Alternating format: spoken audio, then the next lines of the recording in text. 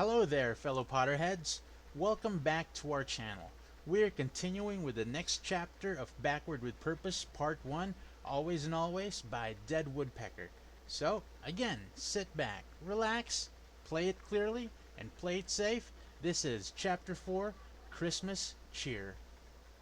For the first time ever, Harry and Ron had packed the night before they left rather than putting it off until the next day.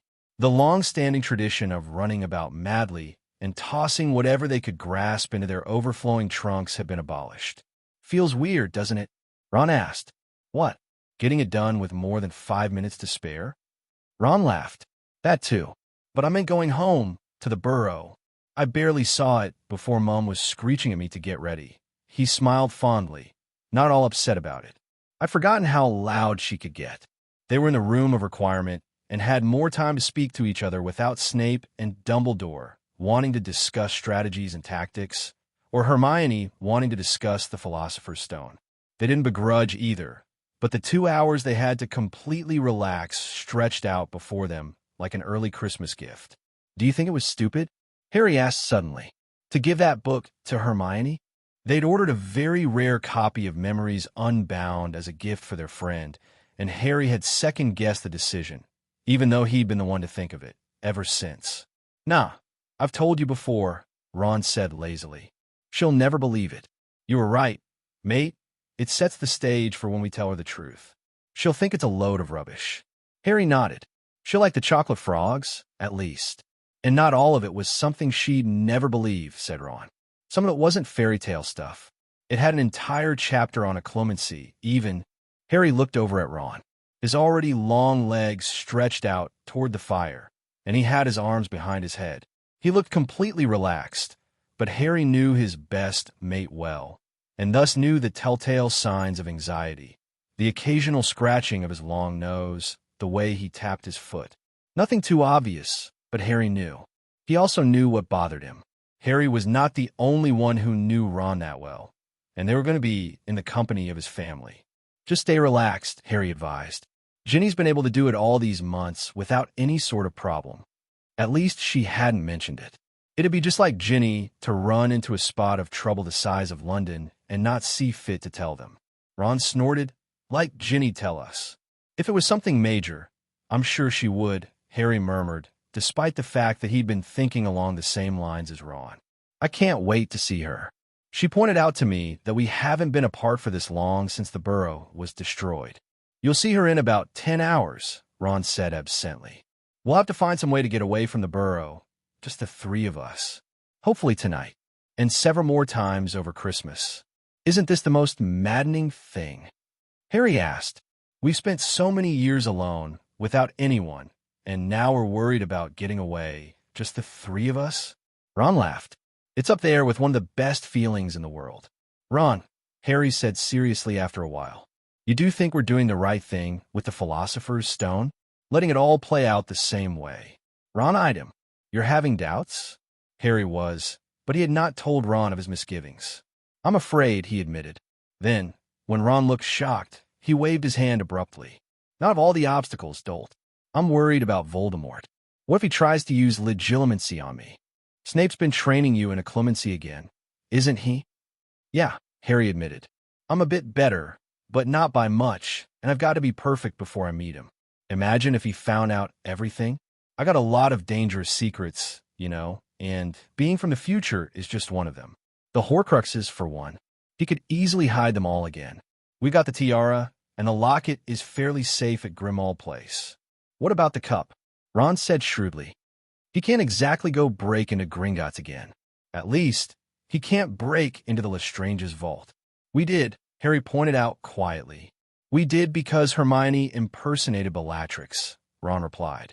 Plus, I'll bet he wouldn't think of the dragon. I'm still worried, Harry said stubbornly. It doesn't matter about the diary Horcrux. Tom Riddle can find out all he wants before I kill him again. And even if he finds out when he resurrects himself would not be the end of the world. But we've only destroyed one Horcrux, and I don't want to change everything too much. What if we can't find out way to victory? Keep up with the occlumency was the only comfort Ron seemed able to give. The first month or so at Hogwarts had been very emotional for Harry. Seeing everyone alive and well again, untainted by the darkness that was to come, had brought a lump to his throat and tears to his eyes many a time during the first weeks. It had taken several weeks for him to adjust to this reality, one in which Harry was once again a first year. He rather thought that his former 10-year-old self would be completely incapable of experiencing this rather mixed bouquet of emotions: fear, joy, celebration, and guilt. But he had a better handle on it now. His body and mind had adjusted to the differences and the miracles. Thus, Harry was relieved to note that he was not in any danger of doing anything suspicious or embarrassing, such as bursting into tears, during the car ride home from the platform. Arthur Weasley, tall, thin, and balding, picked them up in the old Ford Anglia. After a quick introduction to Harry, and a stern refusal to make use of the car's invisibility booster and powers of flight, he led them out to the car. The rowdy Weasley boys made short work of hefting their trunks into the magically enhanced boot and piled into the back seat. Harry was not surprised to find that Percy claimed the front by right of the eldest son present. London was sodden and gray, but the atmosphere in the car was lively and loud. And then Penelope Clearwater, she's another prefect, said, Percy said from the front seat. But where does Lee expect we'll find it? No idea, George. He's off his rocker if he thinks Mum will let us go to Noctur Alley. How was your turn, boys? Arthur said, loudly after several minutes of this.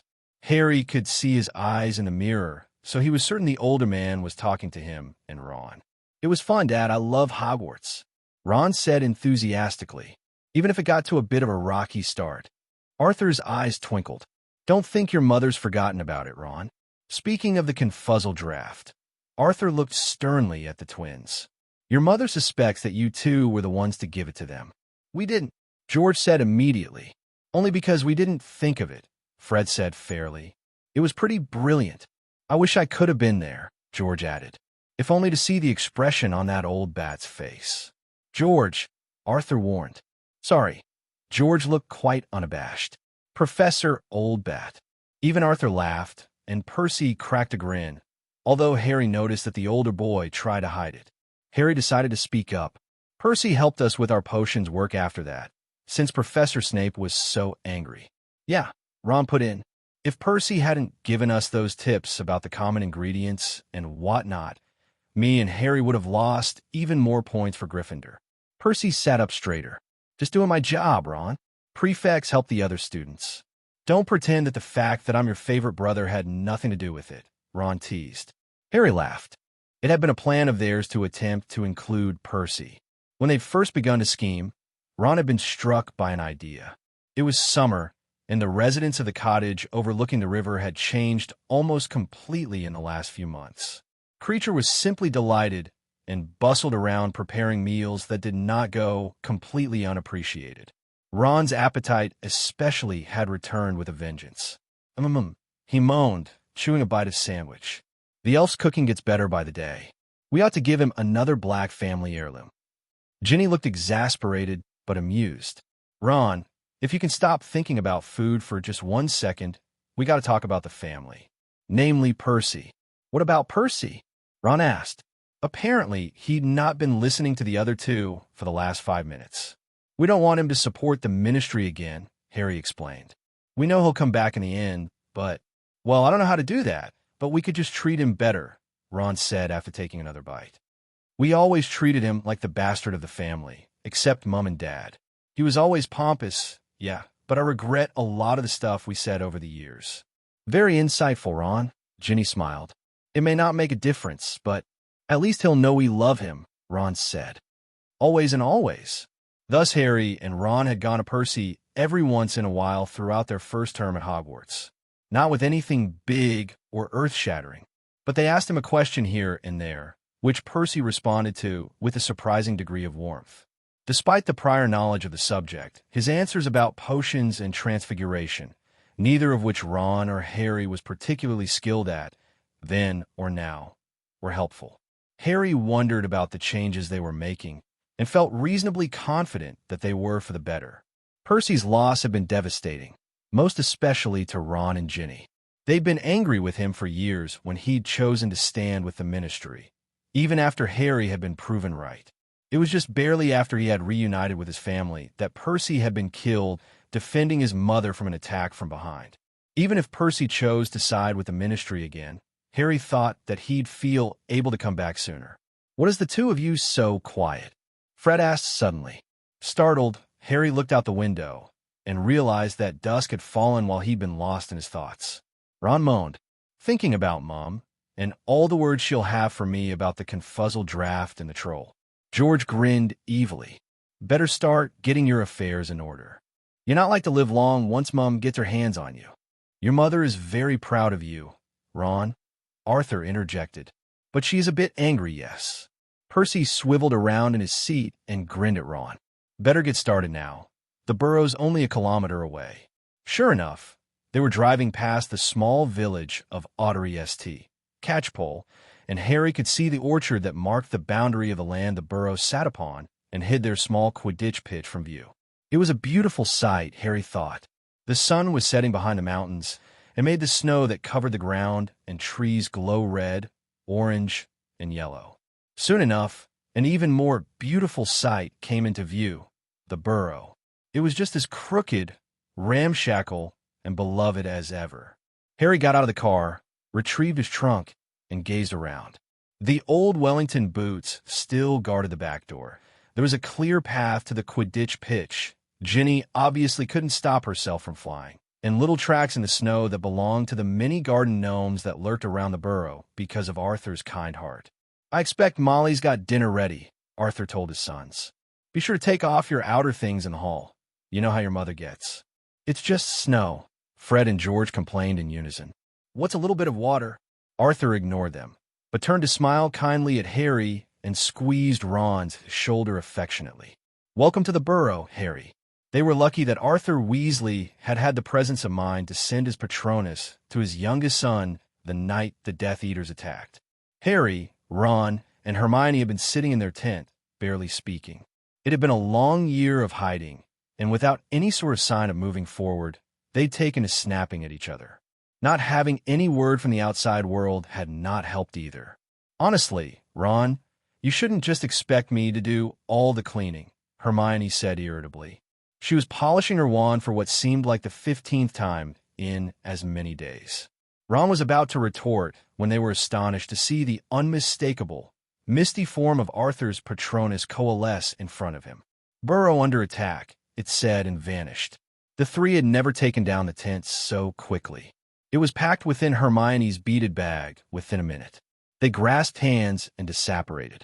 For one moment, all Harry could do was look on in horror as what seemed like a dozen figures in black robes dueled with 5 red heads, including 2 witches. "Ginny!" He ran and started firing jinxes and hexes at any Death Eater he could, while careful not to hit any of the Weasleys. He took one down with Sectus Sempra. Later, he recognized the man as Yaxley. He didn't get up again. Harry later thought that he might have been the first man he killed. No time to worry, he charged forward. Ron was yelling, Hermione was shouting. The twins, grim-faced, dueled with 2 Death Eaters that Harry didn't recognize. "Nice night for it," George shouted as he hit his opponent with a particularly nasty jinx that caused black bile to come out of his eyes, ears, mouth, and nose. Harry shot a jinx at another man's back as he fought his way to Ginny's side. Her flaming hair swirled around her as she ducked, dodged, and dived, finally hitting her masked opponent with a powerful hex. He doubled over choking, while she looked for another fight. Her eyes fell on him. "Harry!" she shouted. It was a mistake. Heads swiveled in his direction. Mrs. Weasley, taking advantage of the inattention, stunned the hooded figure near her. Mr. Weasley was thrown into a wall and lay unmoving by a hard-faced man with thin black hair and an ugly smile. "Well, well," said Bellatrix Lestrange from behind him. "Little baby Potter came to save his fake family, did he? The Dark Lord always knows." Harry stunned her. It caught her by surprise, he noted coldly. She liked to toy with her victims, and they usually let her. Harry refused to let her distract him. He took a moment to bind her with ropes he conjured, and turned to fight again. He and Ginny stood back to back and dueled their hardest. They managed to avoid most of the curses, until the dark-haired man stepped up. Harry could see him out of the corner of his eye. He was looking at Ginny in such a way that made his blood boil with rage. His own opponent was weakening, but he wasn't finished yet. Crucio! The man yelled, and Harry was an instant too slow. Agony sliced through him, and he fell to the ground, writhing in pain. He heard someone screaming and knew it was himself. It seemed to last forever, but it stopped after long moments. He stood sluggishly on his feet and made little whimpering sounds that humiliated him even then. The dark-haired man was closing in on Ginny.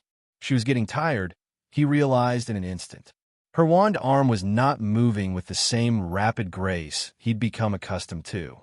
Turning, he sent another Sectum Sempra at the dark-haired Death Eater and saw a great gash slice open his chest before he felt the agony of the Cruciatus Curse once more. It lasted less than a minute this time, before Harry cracked open his eyes and saw one of the twins tear him apart. He stood, shakily, to his feet. It was a brief lull in the battle. Mrs. Weasley was helping Mr. Weasley to his feet while Ron and Hermione took down Selwyn. Bellatrix threw off her bonds and raised her wand, pointing it at the back of Fred. He saw her lips move and knew it was a killing curse. "Protego!" Harry shouted, and a shimmering shield erupted between her and Fred. She cursed and shouted another word that caused great, living flames to erupt all around. They took the form of great dragons, serpents, and other creatures like a macabre, fiery menagerie. "Get out!" Harry bellowed. "To Grimmauld Place. Go!" Ron rushed forward and grabbed his father's shoulder and his mother's hand and disappeared. Hermione whirled in one spot. The twins gripped each other's forearms, and they too left. Harry felt blindly. His glasses were hanging off one ear for Ginny's hand. He finally found it, right at his glasses, and thought with all his might of the front step of his dead godfather's house. The very last place he wanted to be, and the only place that seemed relatively safe. The burrow erupted in flames, and he felt a stab of grief in his heart for the place he'd had the closest thing he'd had to childhood.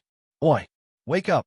Ron's voice interrupted the dream of the burrow burning, for which Harry was grateful.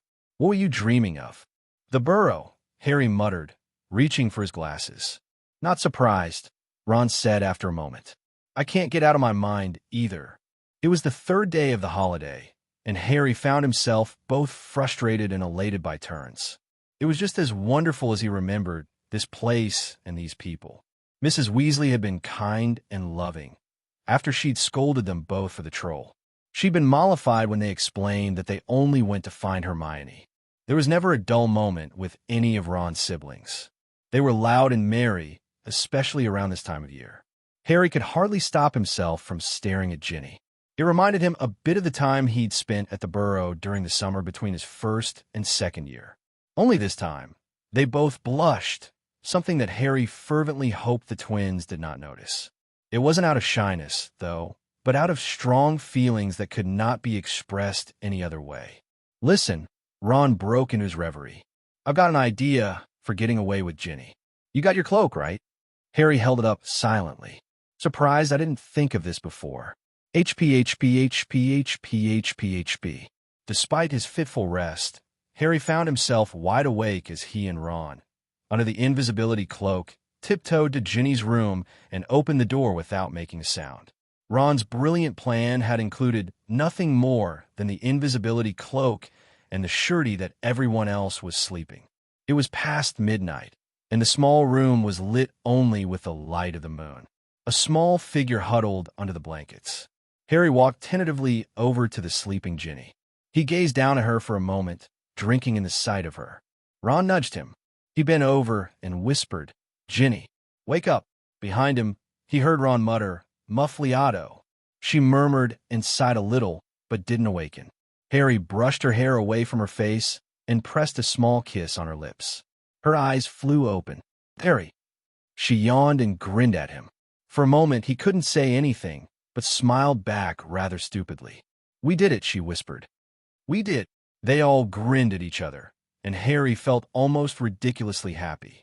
Harry sat down next to her, and she scooted over, making room. He took her hand and gripped it tight. "So," she said, "tell me everything." And they did. It didn't take very long. They lingered over the particularly humorous moments with Snape while she laughed delightedly. And she was in stitches while they described the fight with the troll, which had been made more difficult than they'd remembered since they had few usable spells in their arsenal. "Oh, but I'm glad Hermione's all right." Ginny stopped laughing after a moment. "But tell me about that prophecy. I've been perishing of curiosity for ages." They told her, and her face fell. "I thought it might be something like that." I finally dragged the truth out of Mum when Ron asked if Harry could stay. For some reason, she looked uncomfortable and a little worried. "Mum," she wasn't sure if Harry should. "What?" Ron said loudly. "Since when?" "Well," Ginny said slowly, "the only bit that anyone knows about, although everyone seems to know that there's more to it than that, talks about the terrible power. That wasn't in the old version, and I have to wonder what it means. Keep in mind, Harry, no one thinks that Voldemort is going to come back. Mom and Dad talk about him as if he's dead forever. What people are worried about is the fact that you apparently have this terrible power. It killed Voldemort, and now they're a little frightened of you." Mom said that about 5 years ago, there was an article in the Daily Prophet that questioned whether or not you'd be a good wizard or an evil one.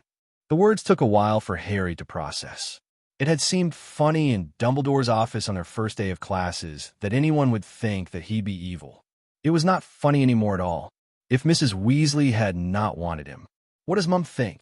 Ron asked quietly. He had sat down at Ginny's feet while she talked. "And why didn't she want Harry around?" "Well," Ginny paused. "You know how she is. You mustn't think that she blamed Harry for what happened your first day. She blamed you just as much, Ron." "I did steal the dung bombs," Ron said modestly. Ginny giggled. "True. She had to have known that a child with no wizarding background." "Don't look at me like that, Harry. She thinks all you've known since you were 1 are the Dursleys could pull that. And she came around when she heard about the Confuzzle draft. But I reckon she thought that you wouldn't have spoken up if you hadn't been with Harry." "Which is true," Harry added fairly. "Indeed," Ginny agreed. "But with the article and the weeks and weeks of detention and the troll, she's wondering, that's all." Harry sat in thought, rubbing the pad of his thumb on Ginny's palm. He remembered with perfect clarity the warmth that Mrs. Weasley had always felt for him. She'd loved him since practically the first meeting, even though he seemed to lead her children into danger quite a bit.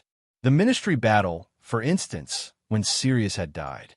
She'd never by word or deed told him, or any of her children, he thought, that she blamed him for these dangerous situations he seemed to find himself in. He'd wondered, during his 2 weeks of depression after that particular battle, and before Dumbledore came to collect him, if Mrs. Weasley would be angry with him for taking Ginny and Ron along. When he'd shown up at the Burrow, though, those doubts had vanished. "Listen," he said, "I reckon that your mum thinks that I'm a bit dangerous to have as a friend." "Harry." But Harry stopped Ginny. "She's right. You know she is. I'm not saying that. For the most part, I don't think I've played casually with your lives. At least I've never meant to." "We know." Ron rolled his eyes. "Don't," Harry said. "This is serious. I'm not going off on one of my guilt-induced pleadings for you guys to stay away from me. I like to think that I'm beyond that, kind of. Not that I want you to stay away from me, but remembering what we lost. We feel the same way, Harry." Ginny squeezed his hand. "As I recall, none of us trusted Snape, and we all knew that Dumbledore trusted him beyond reason. It was a mistake we all made together." "Yeah," Harry sighed. "But not this time," Ron told him. "We know what's going on. Except for this terrible power I'm supposed to have," Harry said. "I don't get why that changed. I know that my greatest weapon is love. And I know that's what defeated him the first time. But what if this time it's different?" They sat in silence for a time, thinking and trying to come up with an easy solution that would explain the ramifications of the different prophecy. It was a comfortable silence, for the most part. The fact that Mrs. Weasley did not immediately trust Harry was not something that concerned Ron and Ginny too much. And Harry hoped, by the time the truth was out, that any mistrust would be obliterated. But it made him slightly wary and slightly less secure. "I'll worry about, when it comes out, that I'm a Parselmouth," Harry said finally. "If people are so worried about that prophecy and unsure of my motives, won't it deepen the misgivings?" Ginny looked thoughtful. "As I recall, it couldn't be any worse." And I'm thinking it'll be better, since Dumbledore knows everything. And Harry'll take care of everything with the basilisk in the end, Ron interjected. That'll count for something. I do wonder who wrote that article, Ginny admitted. It seemed like one of Rita Skeeter's pieces, but it was apparently anonymous. I can't see her writing something that inflammatory without having her byline on it. I wonder if it was a Death Eater, actually. That'll make sense. Even if some of them don't know exactly what steps Voldemort took to ensure his continued existence. I'll bet they'd leap at a chance to discredit me, Harry agreed. Lucius Malfoy, for one. Ron sighed.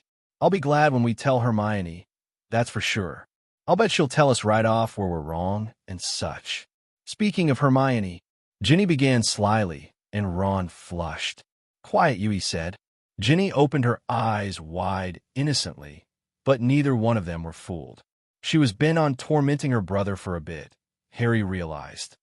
I just hope that you're being nice to her now. Ron grinned, though his ears were still red. I am. They still argue, Harry felt compelled to say, but it isn't mean. I can't imagine Ron and Hermione without the arguing, Ginny said ruefully. It's like foreplay for them. Ron chose that moment to leave. I'm going to bed, he announced, standing up and striding to the door. He stood with his hand on the knob and looked back at them. Don't stay up too late, children, he said gleefully. I'll be up in a few minutes, Harry promised, though he didn't want to. He was exhausted, and he knew that if he stayed too long and fell asleep, it would be disastrous. He was grateful for the time alone with Ginny, and as soon as Ron shut the door behind him, he leaned over and gave her a soft kiss. She sighed. Hard to believe that we'll have nothing more than kisses for the next few years. Don't argue, Harry said sternly. You're lucky it isn't longer. She nestled up against him. I know. This body. She looked down on herself dubiously. It's hard to reconcile a grown woman's desire with a body that hasn't gone through puberty. Don't get me wrong, Harry. The desire hasn't gone away. I know. Harry kissed her hair. It still smelled like flowers. I do know. I'm relieved that I have no desire to do anything besides a few kisses. I'd be rather worried if I did. But when I look at you, I can see the woman that you'll become. That's what makes me want the years go by fast. I know. Ginny grinned impishly at him. I'm glad I talked you down to 14. That's still young, Harry pointed out. But only in body, Harry, like I told you. Sometimes I think that the dangers of sex at the age of 14 are mental and emotional, rather than physical. Plenty of women throughout the ages have been married by the time they have their first cycle. I know, Harry said. 14 is soon enough, I think. Your body will be physically mature, and we don't have to worry about the mental and emotional aspect of it. I love you, Ginny. Always and always, Harry, she sighed. Harry knew that she was fading fast and that she needed her sleep, but he continued to stroke her hair. Intimacy did not have to be about sex, as far as he was concerned. It was about the love he felt for this woman that he had never felt for anyone else, and it translated over to everything he did.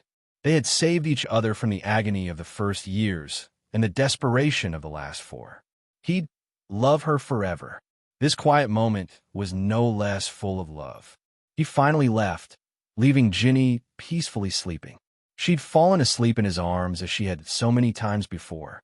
He smiled and left. HP. Harry, Ron yelled. Wake up. It's Christmas. Harry jumped out of bed, not even fully awake. He grabbed for his wand, realized where he was, and lay back down with a groan. Must you, Ron? He saw a blurry figure of a red-headed boy, grinning from ear to ear. Get up. Harry, I'll bet the others are waiting for us. We got to keep up appearances. Appearances, my arse, Harry thought. Unbelievably, Ron was still thrilled by Christmas morning, even though he knew exactly what each of the presents held. Come to think of it, though, Harry found a well of excitement inside himself. It spurred him on to pull robes over his underpants, and he was not far behind Ron when he thundered down the stairs. The tree was just as lavishly decorated as all the other times at the Burrow. Harry gazed suspiciously at the tree topper. Unable to discern whether or not it was a gnome, he turned toward the modest pile of presents that had his name on it. Only he and Percy were slow about opening their presents. Ron, the twins, and Ginny were ripping packages apart with their enthusiasm. Wrapping paper flew everywhere, while Mr. and Mrs. Weasley looked on with fond despair. Ron said. Chocolate frogs from Hermione. He held them up in victory, while Harry laughed. I got the same from her, Harry said. I'll be able to build my collection. I'll give you any of my repeats, Ron assured him. My collection's almost complete, but I always get loads of extras. I think I've got about 10 of Dumbledore. He's the most common. Thanks, Ron. Harry beamed at him. The day was spent with such a level of frivolity and fun that Harry almost felt lightheaded. After everyone had finished opening their gifts, they immediately put on their Weasley sweaters. All except Harry. He hadn't received one this year, but the wariness and unease Harry had felt when they'd spoken in Ginny's room were muted. Harry could wait for Mr. and Mrs. Weasley to trust him.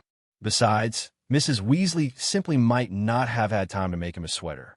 Then, after a large, delicious breakfast that lasted almost 2 hours, they all marched outside to have a serious snowball battle. When they came back in, flushed from the cold and arguing heartily about who won, mugs of steaming hot chocolate awaited them. This is delicious, Mrs. Weasley, Harry said enthusiastically. Thank you for having me. If he hadn't been watching her so closely, he would have missed the doubt that flickered across her plump, kind face. You're welcome, Harry.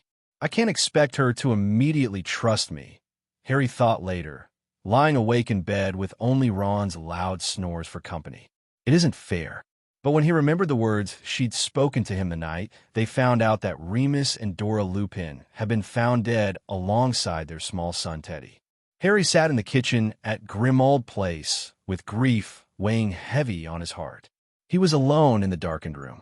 Ron and Hermione had disappeared hours ago, and he suspected that Hermione had cried herself to sleep and Ron had been there to comfort her. Ginny also was sleeping in the next room. She'd sat with him and held his hand for hours without saying a word, but exhaustion had eventually overcome her, and Harry had quietly withdrawn. Harry, Mrs. Weasley said softly. She said, Lumos, and her wand flickered and caused the room to brighten by a degree. He turned to look at her, and could no longer keep the tears at bay. She enfolded him into a warm embrace, and held him while he cried, heartbroken. We'll get through this, she murmured. But Harry had a hard time believing it. Remus Lupin, the last true marauder, was gone, and with him, the last link to the father he'd never known. And Dora's life snuffed out too, charming, clumsy Dora with a smile that could cheer up almost anyone. Small Teddy, not even 2 years old, killed before he could really live, Harry's godson. Mrs. Weasley, Harry said finally. He withdrew, and she sat in the chair beside him. Do you really think I can do this? I know you will, she answered immediately. I've watched you grow up, Harry. I know you. If anyone can do it, you can. And you won't stop until you've defeated you-know-who. Are you sure? Harry felt a little humiliated when his voice came out very small. He almost sounded like a child, not almost 20 years old. I have faith in it, she said. So does the rest of the family and anyone who knows you. You'll defeat him. Unless I miss my guess, you're the only one who can. Not, she said ruefully and waved the hand, not holding the lit wand, that I know the full contents of the prophecy. But you're a truly remarkable wizard, Harry. And I think I've known, on some level, that you'd be the one to defeat you-know-who. I think I've known since you rescued Ginny from the chamber, and maybe even before that. Maybe I've known it since I received a certain letter from Hogwarts saying that you and my son rescued a girl you barely tolerated from a troll. You're our best hope. It must be such a burden, but I know you're up to the task. There's never been any question at all in my mind. But now she was questioning. Harry knew it. He didn't know how to prove to her that he was as far from being another Dark Lord as was possible. They couldn't tell her the secret. Dumbledore's portrait had expressly warned him not to tell anyone besides himself and Professor Snape for as long as he could. Harry had made the mistake of not trusting him before, and he would not do it again. He eased into anxious dreams in which people were talking about him in mutters behind closed doors, and he wandered through a huge house, and he could hear the people he loved, but whenever he turned to look for them, they weren't there. He cried like a baby, and eventually he looked down at himself and realized that he was a baby and he was all alone and bundled snugly in knitted blanket decorated with a W. But then Professor McGonagall came and told him that he couldn't have the blanket. She took it away, and he was left alone and naked, crying on the floor. He awoke to the familiar feeling of his scar prickling.